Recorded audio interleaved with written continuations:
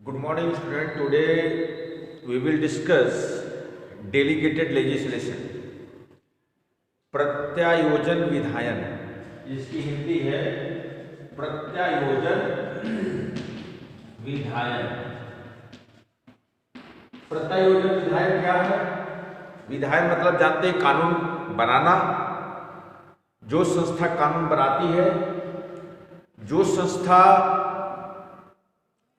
कानून के निर्माण का कार्य करती है, उस संस्था को हम विधायिका कहते हैं। कानून बनाना विधायन है।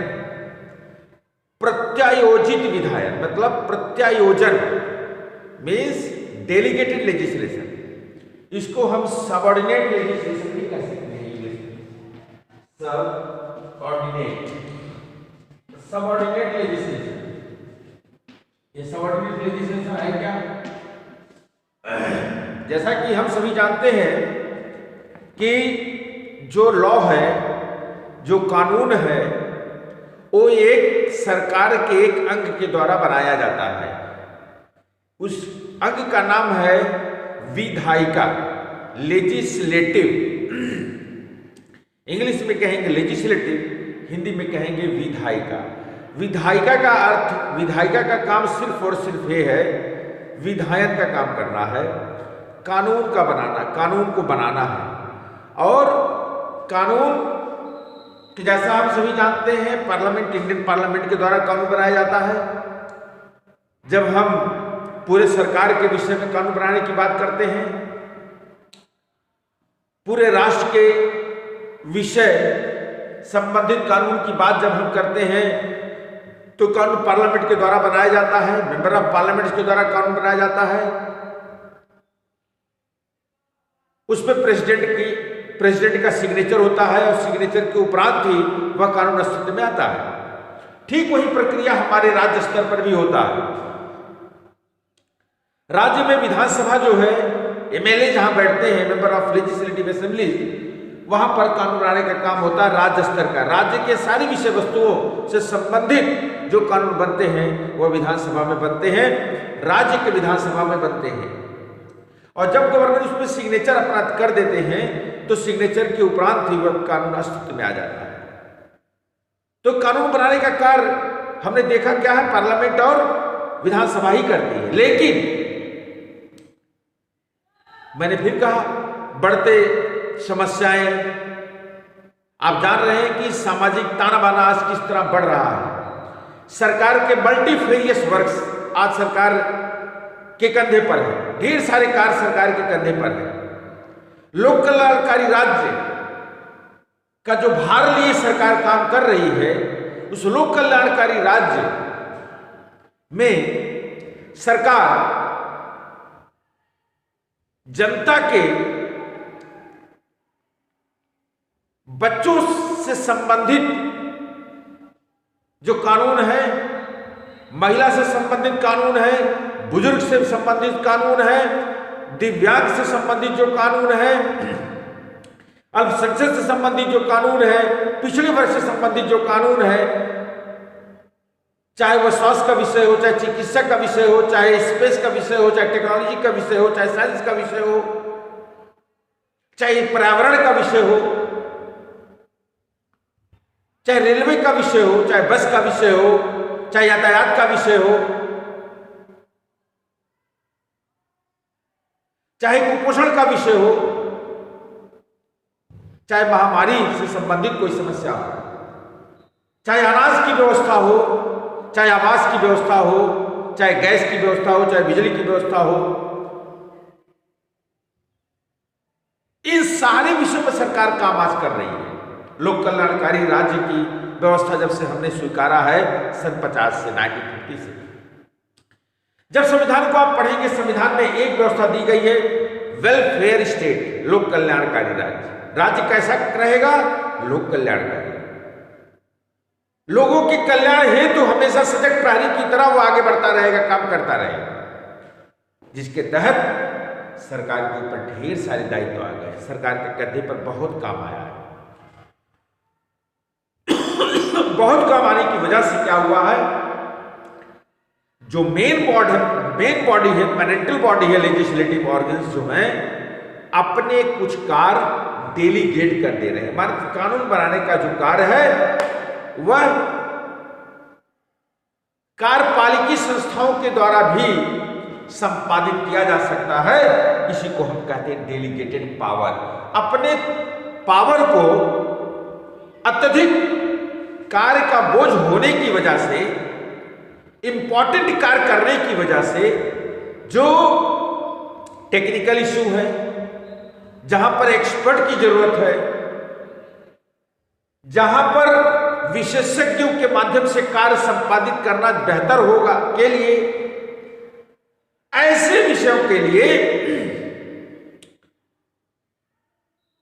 जो मूल बॉडी है कानून बनाने का, अपना जो कानून बनाने की जो ताकत है, जो व्यवस्था है, उस व्यवस्था को थोड़ा सा ट्रांसफर कर देती है एग्जीक्यूटिव बॉडी को। इससे क्या होता है, जैसे मेडिकल से संबंधित कानून यदि मेडिकल साइंटिस्ट के द्वारा बनता है, उनके सलाह से बनता है, उनके सहयोग से बनता है, तो वह कानून ज्यादा अच्छा है। लॉ से रिलेटेड यदि कानून बनाना है तो लीगल एक्सपर्ट्स की सलाह से यदि वो कानून अस्तित्व में आता है तो वह कानून ज्यादा अच्छा रहेगा, ज्यादा प्रभावकारी रहेगा, ज्यादा कल्याणकारी रहेगा। महिला से संबंधित ही कानून बनाना है। महिलाओं पर जिन्होंने लंबा एक्सपर्ट किया, लंबे एक्सपर्ट्स हैं, ज्यादा अनुभव है जिनको महिलाओं से संबंधित विषयों पर, यदि उनके सलाह से कानून बनता है तो वह कानून, महिला से संबंधित कानून, ज्यादा कल्याणकारी होगा, ज्यादा लाभप्रद होगा। इस बात को ध्यान में रखते हुए आज की जो वर्तमान की सरकार है, आज की जो वर्तमान की व्यवस्था है, यह व्यवस्था कोई नई नहीं है। Delegated legislation, it is not a new practice. England में तो 1834 से प्रैक्टिस चल रही है। 1834 में poor law amendment act, it was an act, Poor Laws Amendment Act, and with the help of this act, the Poor Law Commission had got the extensive legislative power to make any law for the betterment of the poor in England in the year of 1934. 1934 में कानून यह प्रचलन प्रारंभ हो गया था England में। Poor law amendment act के तहत पुअर लॉ कमीशन को इस एक्ट के तहत एक ताकत प्रदान किया गया कि इस ताकत के तहत, इस पावर के तहत आप कानून बना सकते हैं गरीबों के लिए। Means it is not a new practice and this practice is continuing for last 100 of years, 150 years of years. And the developed countries, with the help of this spirit of delegated legislation power, they are working much more effectively in the betterment of the common mass public, common mass people. So delegated legislation, it is also an exercise of the power of rule making, or delegated to the executive by the legislature. Means it is also a kind of, it is a delegated power. It is a delegated power to the executive,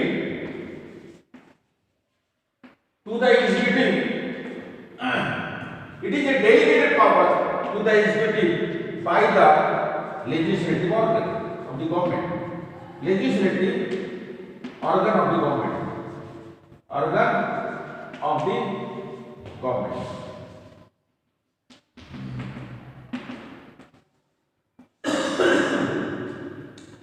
So means it is the demand of the 21st century. Due to the excess pressure of works of the government, due to the excess pressure of works of the legislative organs of the government, some important and technical issues and scientific issues and the family matter issues, those issues have been delegated to the expertise one person. And with the help of the expert persons, expert ones, suggestions, if any law will come, that very law, if you are entering a classroom, first take the permission. Take the permission.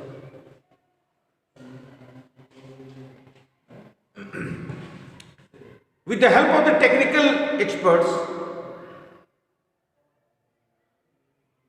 if we will make the law, that very law shall be very much effective. That's why it is very vital, it is very essential in the modern era for the proper functioning of the policies of the government. Delegated legislation is a legislation by the authority other than the legislative organs. Delegated legislation, it is also one kind of legislation by the other authority rather than the legislative organs of the government. The central government, the state governments and the central authorities, they have delegated their legislative powers to the other authorities, those who are very much linked with those authorities, and with the aids and advice of those authorities, they are making the laws. And that very law shall have the same importance what the legislative normally makes the law. Henry VIII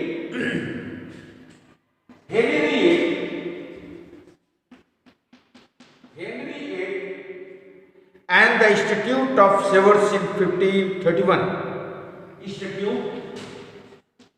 Institute of Severs in 1531. With all these processes, Henry VIII have got the powers of legislative, and that power has been delegated to the Henry VIII as well as the Institute of Severs in 1531. These two authorities have got the power to legislate the law, to make law with the help of delegated legislation. That's why we can say that it is also very essential, it is also very vital, and it is also very, we can say, the demand of the modern era, demand of the 21st century, for the proper execution, for the proper legislative making of the bodies. They can make the laws with the help of delegated legislation power, and delegated legislative is very vital, and with the help of this delegated legislation, any law can come, and that very law shall have the same importance for the legislative of the assembly. Thank you very much. I hope so that you have understood the lecture. Delegated legislation means जो विधायिका है, अब विधायन का कार्य अपने अधीनस्थ authority को transfer कर सकती है, जिसके तहत वो कानून बना सकता है, तो उस कानून का समान महत्व, समान अर्थ होगा। Thank you very much. Have a nice day. God bless.